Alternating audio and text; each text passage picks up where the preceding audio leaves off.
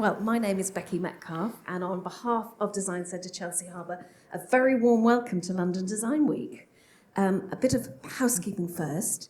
If I could ask everybody just to turn their phones off, that would be great. Well, who knew that the 80s was back?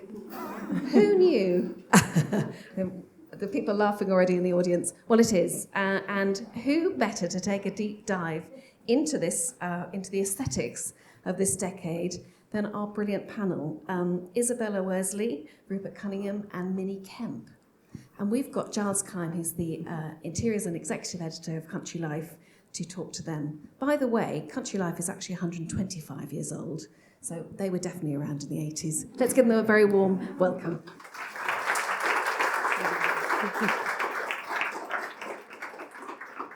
I can just about remember the 80s, vaguely. Thank you, Becky, and a very warm welcome to everybody on not a very warm afternoon, actually rather a grim afternoon, and everyone, no one would need reminding that we're at a rather grim point in our history. So I think we should at least allow ourselves an hour of escapism to remember the 80s and kind of reassess it and look at it through new, fresh eyes. A few key facts about the 80s. 1980, Margaret Thatcher had been in power for a year. Inflation was 18%, which rather puts our current challenges into perspective. The country was in recession, and Chelsea Harbour, where we are today, was a forgotten bit of marshland next to some gasworks. And actually, as it has evolved since then, it has reflected the burgeoning of the interior design industry, which has been significant over the last 30 years, as we will discover. So a lot has changed since then. Within 5 years, this place was being developed. 2,000 piles are being buried into the ground, and London was becoming the focus of the global financial industry, and there was this huge boom which precipitated a huge boom in interior design. And the 80s, I think, gets a bad press. You only need to look back at the magazines at the time. Interestingly, there were only 4 interior design magazines in the 80s.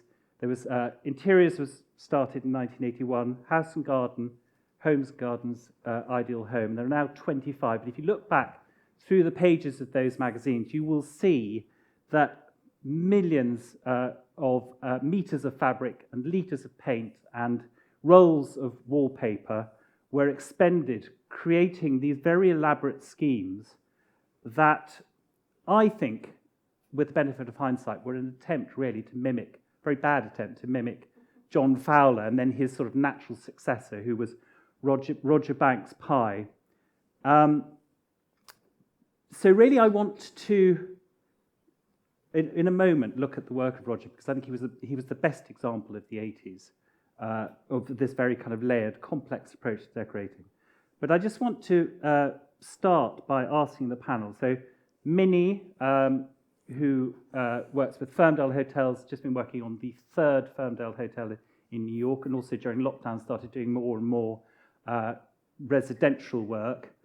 Rupert, who's one of the creative dynamos behind Ben Pentreath, works on the architectural side, but also as a practice, Ben Pentreath goes all the way from architecture through to interior design. So he has an interesting perspective on that perspective. And finally, last but certainly not least, Isabella Worsley, who used to work with Ferndale, with Minnie, and she worked both on residential and also, as we're going to see in a moment, some really interesting commercial projects, including Callow Hall in Derbyshire, and also the rather amazing reinvention of the Surprise pub in Christchurch Street, round the corner from here. But I just want to start. I think you were all a twinkle in your parents' eyes in the 80s, with possibly one exception. But for you, Minnie, what does the 80s mean to you? I think it's a really fascinating sort of time because there's a real sort of juxtaposition on what was going on in England with chintz on chintz on chintz on chintz, everything but the kitchen sink. And then what was kind of going on in Italy and Europe with the Memphis group that was creating kind of architectural and furniture items that were very sort of kitsch. And, you know, there's such a stark difference, but it's so interesting to see how that kind of has grown and evolved over time. And you can really notice, like, for instance, in Fashion Week, which we've just had in the UK, people are, designers like Richard Quinn are kind of bringing back these big shoulders. I mean, I don't need them because I'm already a bit like Mike Tyson, but, you know, it's just opulence, bigger and better, and we all love a bit of that. Rupert, what are your memories of the 80s? Yeah, for me, the 80s is sort of, quite personal. I sort of was born in '84, and my parents decorated their house in the 80s, and so for me, it's kind of all wrapped up with the sort of country house tradition. For me, that was kind of what it all meant. So sort of lots of strong yellows and sort of Regency stripes and Empire-style curtains and all that kind of stuff. And the sort of slightly kitscher aspect with the sort of Memphis Design Group, postmodernism, and all that kind of stuff I discovered much, much later. For me, it's a much more, it's quite comfortable, it's quite nostalgic for me. Yeah. All about sort of, chintz, antiques, stripes, strong colour, lots of layering. And that, I think, if you look at the work of the new generation of designers, and as we're going to see, is really what's coming through. People aren't trying to emulate the 80s, but they're certainly finding that strong colour and that comfort and that timelessness. What about you, Isabella? Yeah, I agree. I think it was this kind of wonderful time of opulence and huge creativity. I think it was really the first time that interior design could really run with expression of itself. You'd had previously, the 50s and 60s were very pared back. There was still a slight hangover of post-war attitude and quite a somber take on interiors. And I think by the time we hit the 80s and massively impacted by the global situation and suddenly this huge amount of wealth pouring in, it really allowed interior designers to kind of become quite established in themselves. I think more so than they ever had been. So for me, one of the great insights into really the best examples of interior design is this book, published by, in fact, reissued a couple of years ago by Rylands, Peter and Small, about the decorator Roger Banks-Pye, who worked with Sybil Colfax and John Fowler, and in a sense was, I think, the kind of natural heir to Fowler. And he was able to create these very complex, elaborate schemes, and to make it look very simple. But I think as a lot of decorators then discovered when they tried to do what he did, it's actually not as simple as it looks. So Isabella, this sort of scheme here, what's the kind of magic of what he managed to achieve here? This was his bedroom. He had an apartment above a shop, I think, in Mount Street. I think really the first thing when you look at the image that you can't avoid is the kind of sumptuousness and comfort that comes with the image. And I think the 80s was this real moment of trying to create comfort and encourage the clients, and whether it's in a commercial or residential context, to really feel at home and settled in their environments. And I think in this image you can see there's a real repetition of the same motif here, with the gingham used in different scales, but really kind of with confidence. And I think it's that really all-encompassing attitude to interiors that is really of the time. Definitely. I love these like Birdemere kind of furniture pieces coming in, like this round side table, Yeah. the kind of maple colours, and then the sleigh beds as well, which are just so romantic. I had one. And the randomness of the kind of crewel work on the walls, but and they're all kind of quite disparate elements, which he's managed to throw together and it looks completely natural. And in fact, I think this was on the cover of the World of Interiors. And there was an element, I think Roger came from a theatrical background. He designed theatrical sets, so he was very kind of hands-on. And Rupert, there was something kind of quite artisanal, would you say, about the way that people, sorry, I've skipped over, there was almost like an artisanal approach to interior design, wasn't there, that they were very hands-on? Yeah, I mean, certainly there was a lot less choice than there is today. So a lot of things had to be made up from scratch using, your maker or your artisan. So it was a question of getting together and saying, this is what I want to do, through drawings and some samples, and then sort of pulling it all together. And a huge amount of, antiques went through a massive boom in the 80s. People had the money to really, ferret out the really good things and sort of bring it all together into a kind of incredibly layered, complex scheme that feels very comfortable at the same time.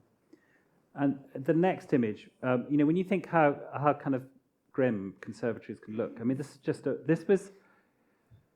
he did a big project for Valentino, who bought a house in London and decided he was going to use the classic English decorators. So he employed Roger Banks Pye to do it. Minnie, isn't this just fantastic with the ability to kind of have those kind of sort of extraordinary ruched blinds? Exactly, that do tend to look like your grandmother's knickers. Yeah. If done badly, not saying these ones do. I also sort of love this kind of mix of the blue and white, almost Delft Oriental plates, but there's a lot in there, but there's a certain calmness feel to it, which, having that yellow on the walls with then the blue and white and the way that it's all been curated. I like it. I'd love to have a cup of tea in there. There was a real celebration, wasn't there, of decoration for decoration's sake, and actually objects were a big part of that, as I suppose they are in the schemes that you create for hotels. Well, we often use collections of plates that found from antique fairs, and the way that we kind of have taken this idea but brought it to the 21st century is by putting plates into perspex boxes just with black felt behind, and just by adding those kind of contemporary touches, you're bringing the 80s into the now, which I think, you never want to have a pastiche. You always want to be moving things forward, be inspired, but then also move things along.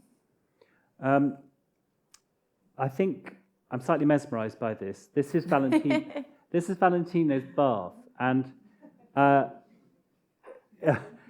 think honestly, if the family dog had stood still for long enough, Roger Banks Pye would have put a sort of ruched curtain around it. And it's so fantastic. And when you think about the revival of the curtain cupboard, which is definitely a real sign that there's a sort of 80s revival going on, I think we might eventually see the revival of the curtain bath.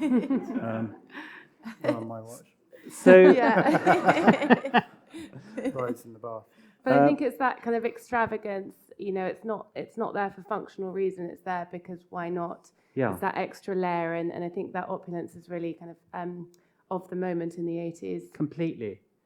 And you only need to go to a kind of pared back minimalist restaurant to realize that actually we all need fabrics and upholstery in our lives, because otherwise you can't hear a thing. Acoustics. So I've only just noticed a sort of tiger skin rug underneath the bath. and it's just amazing sort of coherence imposed on quite disparate elements, which is what he was so brilliant at, and you kind of picked up on there. Do we need the tiger skin rug? Yes, absolutely. So we're just going to, from Roger Banks Pye, we're going to move on to another icon of interiors. This is before Nicky transformed himself initially into Liam Gallagher. Seen here enjoying a cigarette with Brian Ferry. Now, I want to include this room. I mean, obviously this was the hunting lodge, which was John Fowler's country house in Hampshire, which he leased from the National Trust and which Nicky moved into when he died, and Nicky lived in until very recently. But it's a great example, isn't it, Isabella, of kind of that ability to to kind of, again, create a coherent feel from disparate objects, as we've just seen. Yes, and I think it's having the confidence to really go for something. You know, it's the replication of on a large scale the same motif here. In this instance, you can see it's the floral on the sofas, and it's really just that kind of, you know, going for it and creating quite a theatrical viewpoint, which I think is effective. And then you can see quite clearly there's a real range of influences from kind of globally as much as within the kind of English country aesthetic, which I think makes it effective. Definitely. And Minnie, you know, again, going back to the use of objects here to kind of sort of create a kind of order and a structure to the room. Yeah, it's amazing how they've built this built-in bookshelf, but instead of having books, they've got, again, the plates, and then you've got the Aubusson kind of rug here, which is sort of tapestry type rug coming in, you can just see, and then the cane-back bergère chairs. It's just charming. And, you know, the chintz sofas, which are probably hand-blocked from Miss Monroe. It's very classic 80s, this, but quite pared back, really. What was interesting about the 80s is that, so while there was this, you know, really great examples of kind of Fowler-esque approach to decorating in the hands, as we've seen, of Roger Banks-Pye and Nicky Haslam here, but also there was the tail end of some very sort of pared back design in the hands of people like David Hicks.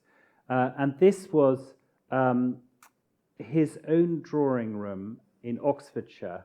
And, you know, it's vastly different from what the previous designers were doing. But Rupert, sort of talk us through, this is a very kind of architectural approach to interior design, would you say? Yeah, exactly. I mean, yeah, it's very symmetrical, and it's obviously a very beautiful high-ceilinged room with dado rail and skirting, and but it's sort of what sort of sets it apart is the use of colour, I suppose, and makes it sort of its time. There's these wonderful pastels, kind of all scattered in, and lots of, I think, the taffeta or something, and the pink, and then this killer sort of swagger portrait on the wall behind, which kind of colour scheme-wise is sort of slightly at odds with everything else. Yeah. But it gives this wonderful kind of rich, deep centre to the composition. Yeah. So interior design was used in a lot of different ways to achieve a lot of different ends, and a designer who was often overlooked, or is now often overlooked, she wasn't at the time, was Anushka Hempel, whose house was appeared on the first ever issue of The World of Interiors in 1981. She obviously became very famous, we're going to see in a minute, for the rooms that she created at Blake's in Roland Gardens. But Isabella, just talk us through, what is it about this image that keeps it? Because it's sort of timeless in a way, isn't it? And I think you see that with a lot of Anushka Hempel's designs. She quite often goes for a very pared back palette. And I think that in this instance, it's very monochromed, and that gives it by default a kind of long-lasting, timeless feel. And I think you see that kind of repeatedly through her designs, and the real focus on comfort, particularly in commercial hotel design, I think is key to her work. And Minnie, obviously, you're somebody who's designed a few hotel rooms in your time. Here she's using colour really to kind of create instant mood, isn't she? Wow, I mean, this is an opulent room. You've got sort of Hogarth-esque prints on the right, and these kind of large curtains and this dark wall. I have to say, it's a lot for me. But I love yellow. I'm not sure of pairing it with the black here, but you know, you're walking in that room and you sort of feel like you're in a kind of a dreamscape. It really is all about escapism here. And those lovely sort of maple mirrors either side of the bed, and framing. It's very reminiscent of the 80s. So at the same time as you had Anushka Hempel creating these incredibly inspirational interiors, you also had, it was almost like a new phenomenon of antique dealers who became decorators. And there were a few examples of that, including my namesake, Robert Keim. And he really used antiques and textiles in particular to kind of to create mood and elegance. And Rupert, kind of talk us through, you think, the way that he approached interior design. Yeah, I mean, as you said, it's through the lens of an antique dealer. So everything is sort of everything has its own sort of intrinsic value before it's put together, and then obviously the way he puts things together. I mean, this is completely timeless, in my opinion. Yeah. Could have been done yesterday. Could have been done, in the 60s if it was just they were ploughing their own furrow in terms of country house design. But yeah, really, really timeless. And also, interestingly, not a pastiche. Yeah, and what he was doing, I suppose, what was really quite interesting at the time, and now we just take for granted, is bringing in lots of Asian influences. So loads of sort of beautiful antique sort of embroideries and tapestries and woodblock prints and iCats and all that kind of stuff, which gives, it stops it getting too kind of humdrum, fuddy-duddy. Really You've got Greek pot there as well on the left. Look, you've got everything, all an oriental kind of painting above the and then a really fireplace. contemporary sort of chromium lamp in the corner there, which it's kind of a great example of an interior designer kind of broadly covering so many different aspects within it. It's interior designer, it's architect, it's draftsman, craftsman. It really kind of covers this multidisciplinary attitude to interiors of the time. But do you think that Isabella, do you think that ability to go out and pull together all these strands from different cultures around the world and turn them into something coherent, that tells us quite a lot about the whole history of English taste in a way? I mean, if you go back to the great houses of the 18th century and chinoiserie and blue and white, etc., that's the skill, isn't it? Definitely, and I think it's worth remembering the kind of climate of the time in England, and it suddenly was this very global centre, and with that you had a lot of influences coming in and going out, and suddenly interior design is looked at from a much bigger and kind of broader spectrum. And we're just going to look at a project of a room of yours at Callow Hall in Derbyshire. Just talk us through that, because I mean that's sort of doing the same thing, isn't it? Yes, so this was the private dining room in a hotel recently designed. We worked with an artist, Melissa White, who I was introduced to through Minnie and Kit Kemp when I was working there, and they've done lots of wonderful collaborations. And for this room, the real focus kind of within the design of the hotel was a kind of push on locality and craftsmanship and environment. And so for this room, we wanted to really bring the outside in, and so we gave her the task of creating a mural design of the local Derbyshire landscape and bringing it in so you can see kind of Chatsworth hidden in the distance behind one of the trees, and so it really was that idea of creating quite a theatrical interpretation of the surrounding environment. And kind of following on from that narrative, which I think can draw on the image we looked at from Anushka Hempel. It's that kind of drama to it with we use quite heavy velvet curtains in this instance. I think it has a reminiscent reminder of theatre design and creating real kind of drama and interest.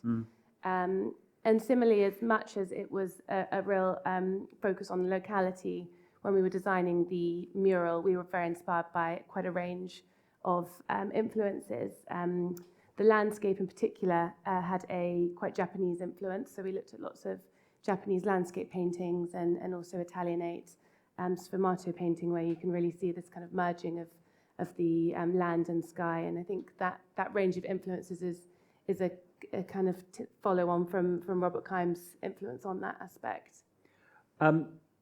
Before we move on, Melissa White, you've obviously worked with her a lot, but that whole sort of decorative painting and sort of folk art is something that's really very much part of what you do, isn't it?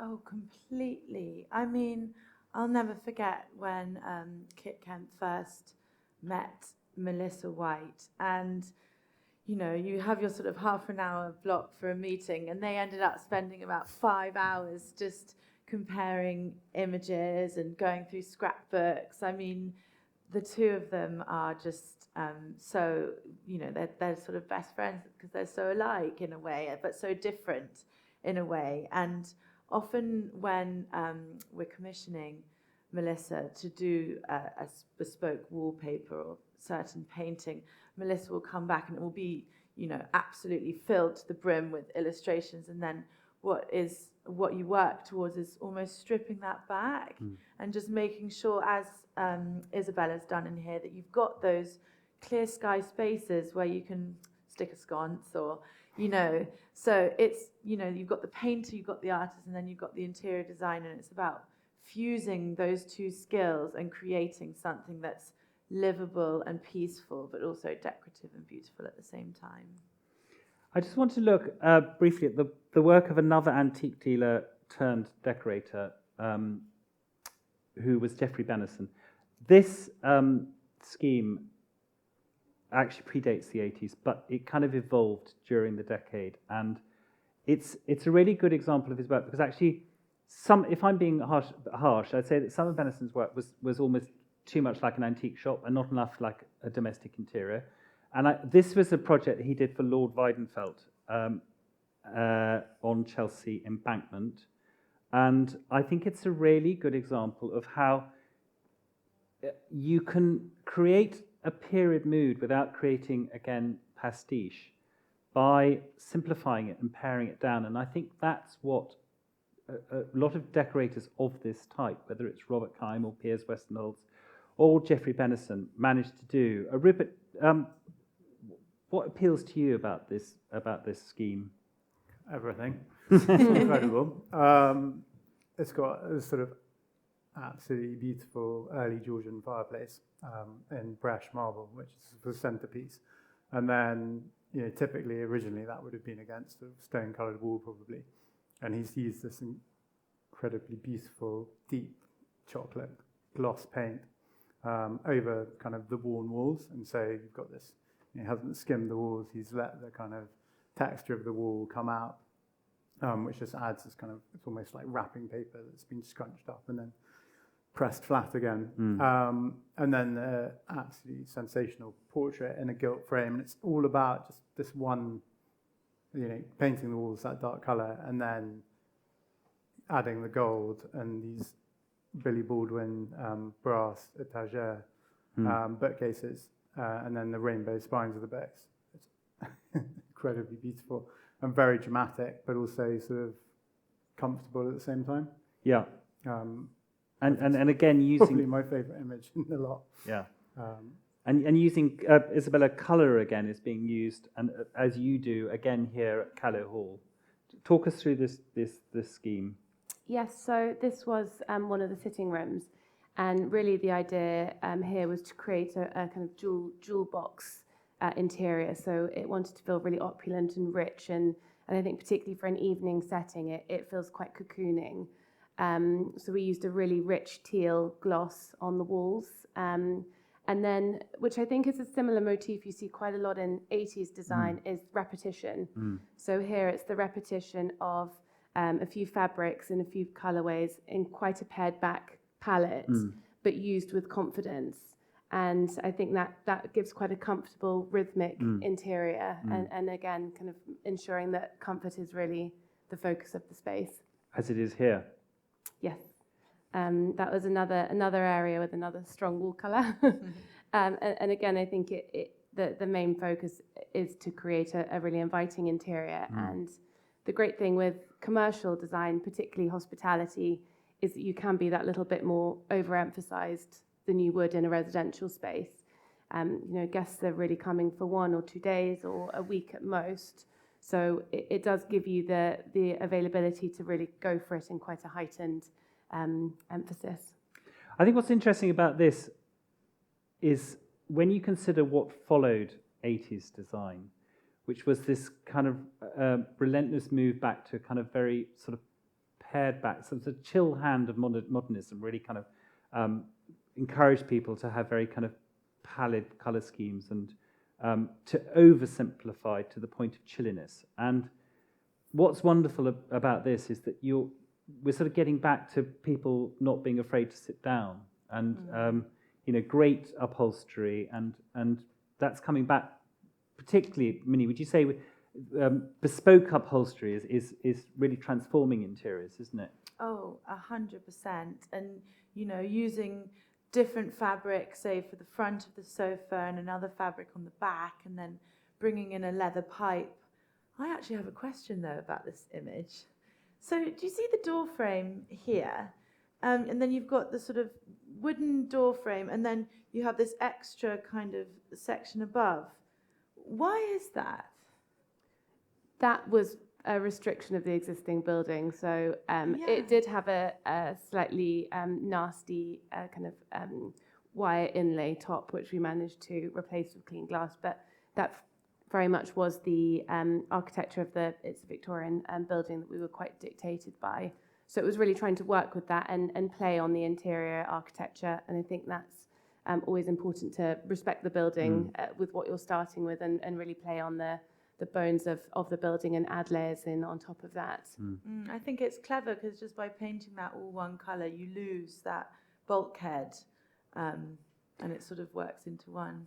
And of course, Minnie, I just want to look back at this again, because the use of walls and storage as a device, which was a sort of classic 80s thing, we can see again here. Just talk us through this project of yours. So this is the Kit Kemp Design Studio's first residential project, which was a house in Westchester. And this piece here is by Paola Navoni. She's an Italian architect. And I think it is a real nod towards kind of Memphis kitsch, pop art. Originally, the conversation with the client was between putting something more contemporary like this or an older bookshelf type situation. In the end, we thought we'd go for something fresh. In front here, you've got a sculpture that's by Graham Francella, and he's an artist born in the 1950s, so was working through the 80s, and it's very sort of pop art and beautiful. And then on the sofa, you've got Colfax and Fowler patterned fabric, and actually you'll see in another image, if you go to the next one. Oh no, actually you won't, I'm lying.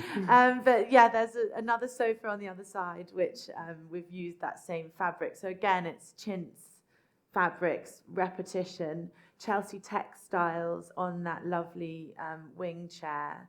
And the curtain fabric is a sewn silk. So, there's a lot of patterns. The rug in this is by the Rug Company. And this sort of geometric, bold print, I think David Hicks would have certainly liked it. Definitely. So another sort of resounding theme during the decade was... There's that Colfax and Fowler. You would see it in there somewhere. There was also this running theme of theatricality, and actually going back to Roger Banks Pye, as I said, he came from a theatrical background, and people used drama to transform interiors. And this was another designer who was kind of, enormously high profile at the time, but I think when people think of interior design of the period, don't necessarily think of him. And he had this ability to massively simplify spaces. And Rupert, I just want you to talk us through this, particularly from a perspective of colour. This was his hallway of a house he lived at during the 80s on Cheney Walk. Really beautiful, very impressive house where he lived for most of that decade. Rupert, talk to us about that. Yeah, I mean, I think he inherited probably the architecture. It all looks like it's been there since the 18th century, probably. But what he has done is add this kind of almost Roman color scheme. It sort of reminds me of the Capitoline museums in Rome. They've got this incredible kind of rich yellow paper on the walls, and then there's all these the columns have been, I guess, painted to look like Scagliola, but instead of having, more traditionally, they'd have a white top and a white base. He's done the whole thing in this wonderful, rich, kind of Roman yellow marble. And it's very simple, isn't it? Yeah, it is simple, but it's pretty opulent. Yeah. There's that, the yellows and the black that we saw in Anushka Hempel's design is sort of coming through that love of sort of surface texture and making things look as expensive as possible. And then this amazing, I don't know, for me, the 80s, there's a lot of yellow and blue going on. And you've got that wonderful aerial perspective of that grisaille panel that he's put in. And then there's a little jib door just in the corner you can just see. So it's sort of playing with texture and rich colour, but it's actually a very, very restrained scheme. Isabella, there's obviously great examples of kind of sort of paint effects here. It's not entirely flat colour. Do you see a revival of interest in paint finishes? Yes, absolutely. I think paint finishes can just give an extra layer to an interior that a flat paint just doesn't quite achieve. I think there's two kind of angles on it. One is the appropriateness of paint finishes. We recently worked on a new build Georgian house, which we needed to bring in some interior architectural detailing, and we did a fairly similar, put in some pilasters and some columns. And again, that was working with paint finishes, so we did Scagliola and building up to give a convincing feel. So I think there's the appropriateness side of it, and then also the drama that you can create. For example, the image you saw a while ago, which was the teal sitting room, to give a real richness. And I think particularly what you see in this image here is the impact of paint effects on light. Here it's this lovely fireside light and the reflections with the golden palette. And I think paint finishes are wonderful in being able to give that extra depth and richness that can transform from daytime to evening and create real mood and drama. Talking about drama, Minnie. This is, again, a sneak peek of the residential project we did in Westchester. And this is the first, when you open those doors, this is the first thing that you see. Initially, there was, this room is huge and the clients were complaining about acoustics. So we wanted to include this large sisal rug that would really help. And then the kind of fittings and architraves and ironmongery was so heavy that we wanted to sort of soften everything down. So we installed this double height ceiling Preciosa light. And on the walls, we actually we wanted to kind of move on from what they used to do in the 80s quite a lot, which is painting the borderings a different colour to the inside. And so for the walls, we painted the entire room in an Edward Bulmer pea green. And it's one of these amazing colours that changes with the light. So it looks as though you've used different tones, but actually it's the same paint. The last thing that we did in this room was add that gorgeous, colourful rug. And somehow it just centres the whole place. And kind of, I guess Robert Keim is a real genius of doing this, is in the back there, you can see on the left, there's the 18th century tapestry.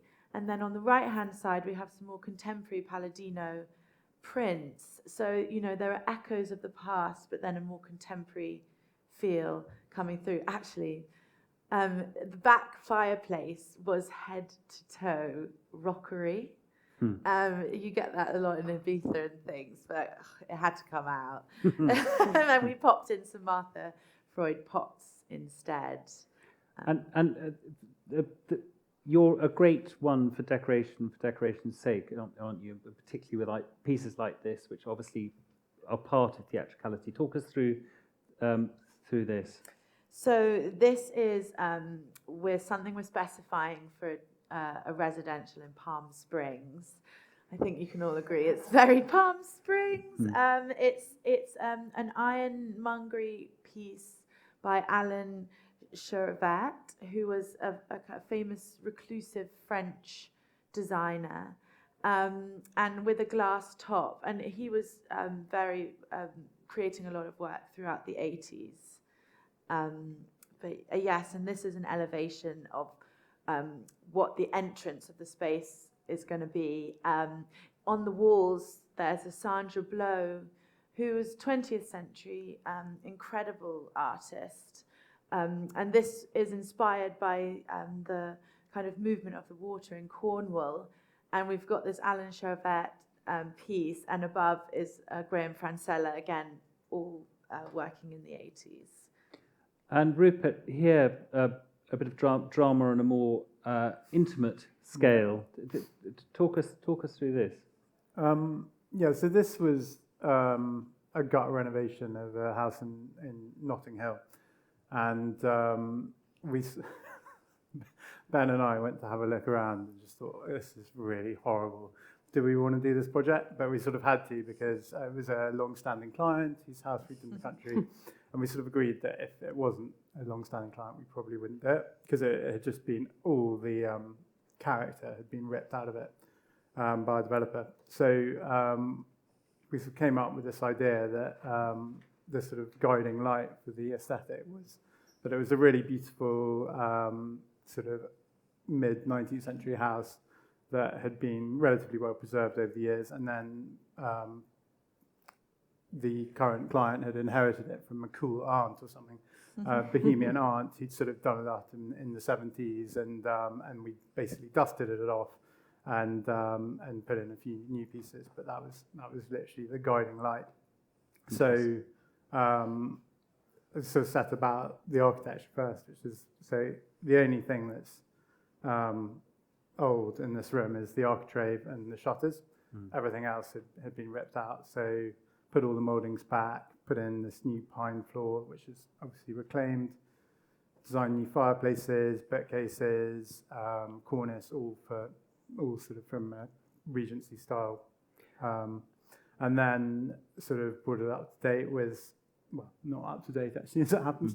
So pulling into the 70s vibe with these amazing like Saarinen table, the wonderful chairs, the octopus sort of light, and paperback Hessian on the walls, and then obviously a potted plant and some dahlias. Crucial. And a great example of scale and proportion, which was another one of the vital sort of mainstays of 80s design. In particular, of the work of David Milanarik, who again is often forgotten about, who had this very architectural style here at Hembury Hall, which is a new built in the mid-80s, I think. Architect name, remind me, was... Julian Bicknell. Exactly, thank you. Designed by Felix Kelly first as a picture, and then Julian Bicknell did it. So this was a real sort of classic of the period, wasn't it, Rupert? Yeah, it's sort of the apotheosis of everything that's kind of good about the 80s, I suppose. And there's a sort of rediscovery and return to tradition. And Sebastian De Franti commissioned it based on the Villa Rotunda, but sort of a scaled down version. And so Julian Bicknell was doing the architecture. Dick Reed, who's a sort of legendary carver from Yorkshire, did all the over doors and over mantles and the stone carving. And Milanarik obviously worked his magic with the interiors. So sort of everything from scratch, although it looks like an 18th century country house. Yeah, it was all built from scratch. And they were sort of, I remember seeing Julian Bicknell talk about it, and he's just saying that they had to basically rediscover everything. Everything was, all the crafts that they were wanting to use. There's an amazing stone cantilevered staircase. I imagine that all the fabrics were probably custom made, and it's this wonderful kind of jewel in Cheshire landscape. Yeah, exactly. And because it's so, its kind of source material was the rotunda and various other 18th century examples like Merriworth Castle. But they were all hexa-style Portuguese 6 columns, and this is Tetra style. So he's compressed the whole thing, and the result is you get these incredibly dramatic sort of attenuated ceiling heights and in quite small rooms, which just adds an extra layer. And a great example here when you're working with a period property is if you've got great proportions and architectural detail, you don't need to gild the lily. You can kind of keep it looking quite sotto voce. Yes. Well, we didn't know we had these proportions because when we first went round, there's it's the basement of a country house which had been turned into flats, and in order to make it a bit less miserable in the basement, they'd floated in a floor about 1.5 meters above what it is now in concrete, so that the people in the flats could actually see out of the tall windows in there. And I was just thinking, this is so weird, like something feels very off about these proportions. And we smashed a hole in the concrete flags and found that there was an extra 1.5 meters at floor level. And so we realized that, yeah, you really didn't have to do very much at all. And this is the boot room. And being an architect, sort of my natural reaction is, right, okay, let's make some cupboards, let's make a bench. But actually, the architecture was so good here that everything was loose fitted. We just saw this beautiful Regency bench, an oak table. The only thing that was kind of built in was a big Belfast sink, and that was just on some bricks. So very, very sort of light touch and sort of quite Robert Kine. Subject we've touched on a lot, but I want to finish with is colour, and this was also so the work of Tessa Kennedy, who was used colour really cleverly. This actually, I think, is probably early 90s, but it's kind of typical of her approach and an approach of a lot of decorators of the period. Isabella, it's very simple, isn't it, as a colour scheme, but very impactful. Yes, I think it's again that repetition of a pared back palette that gives quite a dramatic feel to the space. And certainly in this instance, you've got the kind of heavily gaufrage velvet, damask designs, and you see that coming in the very kind of jewel-like reds and greens, which have got quite a kind of regal feel to them, I think. And I think it's that opulence and kind of wealth that you can't help but notice come through in this interior, which was fitting of the time and the amount that there was to be spent on interiors. It's also tricky to use green and red without making something feel like Christmas, and they've done that here by sort of adding this old kind of Persian rug situation and the gold, and it's gone more kind of royal than Christmas. Yeah, it's sort of papal, isn't it? In its lavishness. And talking green and red, we have Isabella. This is the surprise around the corner. Talk us through what the brief was there. Yes, so this is the private dining room, which is on the first floor, and the pub is below. Really, what we wanted to create here was the feeling of a countryside pub in the centre of London. So a real draw for us was how to create this feeling of permanence. A design that feels like it could have been there for a long time and hopefully will not age and still feel appropriate in 10, 15 years' time down the line. And with this, we really wanted to play on, again, quite a pared back palette. So you see the greens and the rust cognacs, again, then with shots of yellow, which I think gives a little kind of character and drama and slight club-like feel, but you see sometimes in the Regency stripe coming through. I think we also wanted it to have quite a focus. We were quite concerned about where to have a narrative on where things came from, appropriateness, and a concern with sustainability, which I think is a narrative that you actually see come through in 80s design with the classical considerations of a design that will stand the test of time. Definitely. And that was a hope, at least, with this one. And Rupert, colour being used with amazing effect here. Yeah, I have to say that screen has really amped up the colour. It's quite calm on my screen. Yeah, so actually, I designed the space. It's a new staircase in a country house, and the colour was chosen by the client, and it's a Patrick Beatty's Egyptian green. So it's a 19th century colour, which Patrick's recreated, and it really it's not the colour I had in mind when I was designing the space, but it looks absolutely incredible. It's sort of almost like velvet when you're in the space. It's got this. It really emphasises all the architectural detail, Yeah. which is really striking. So- It feels like a set. I love also the detailing you've got on the kind of the cornice. Vitruvian scroll. Yeah, it's really beautiful. I talked at the beginning about how sometimes when people were trying to create in the 80s, were trying to create these very complex schemes, they often fell to pieces because there was no coherent sort of, for want of a better expression, kind of visual architecture to it. And I think what this scheme shows, Minnie, is that if you adhere to a few very, very simple rules, you can kind of get away with anything you want. Talk us through this. So this is such a classic Kit Kemp interior. It's got those lovely emerald greens. You've got that floral pattern. I mean, if you count all the patterns, there's probably about 15 different patterns in this room, and every single surface has got some sort of sculpture or something on it, but it's curated in a way that it doesn't feel cluttered, and everything has its exact place. And then if you're looking out, you've got a vista to look through with that sharp sort of green looking out through to the next room.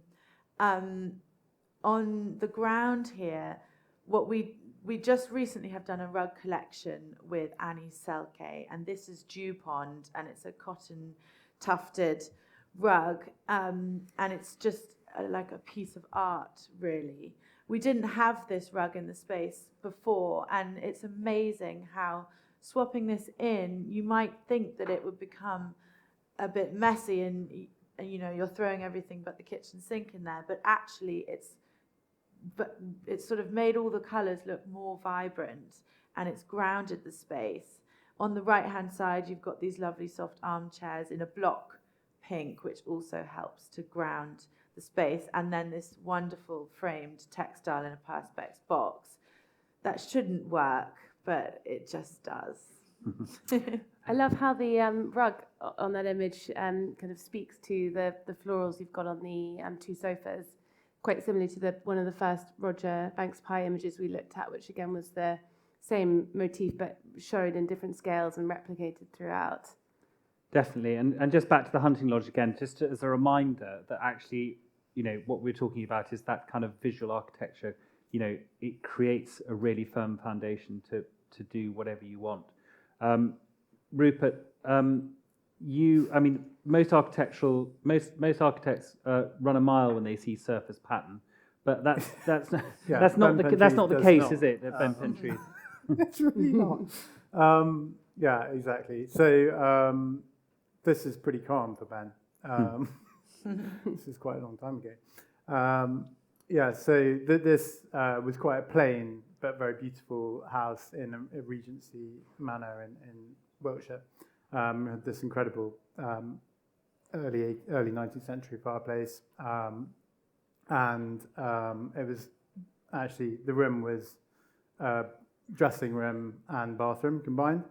So that cupboard, which you can just see part of, was something we designed to feel like an old sort of housekeeper's cupboard, and it's all cedar lined inside and got all sorts of pull-out drawers and handbag racks and stuff like that. But it's on the outside, it's sort of very quiet and feels like part of the country house vocabulary. And so there's a level of this room serving sort of multiple functions, and it's really nice to have somewhere to sit down in a dressing room and in a bathroom.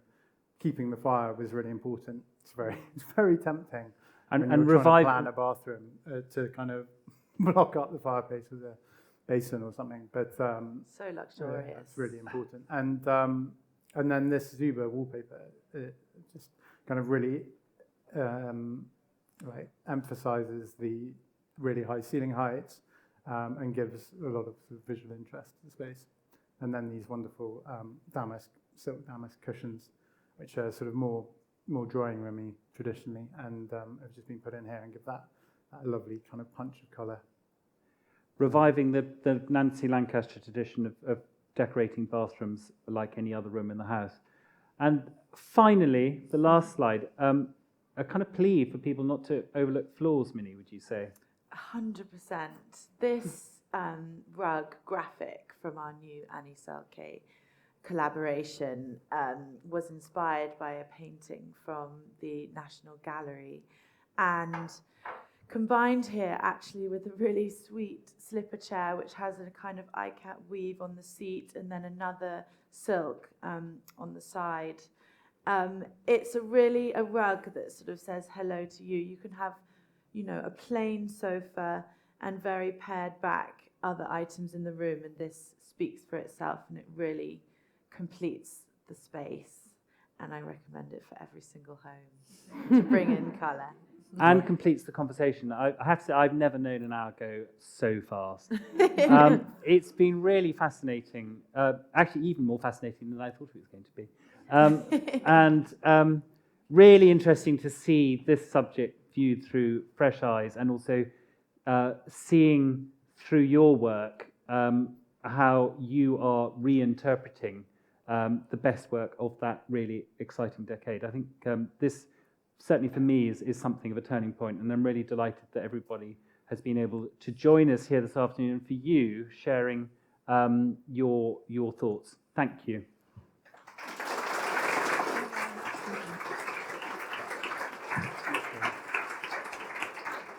So I don't know about you, but I've learnt a lot this afternoon. So the 1980s wasn't all about leg warmers and stippling and swags and tails, although there was something really charming about Valentino's bath, that lovely thrill.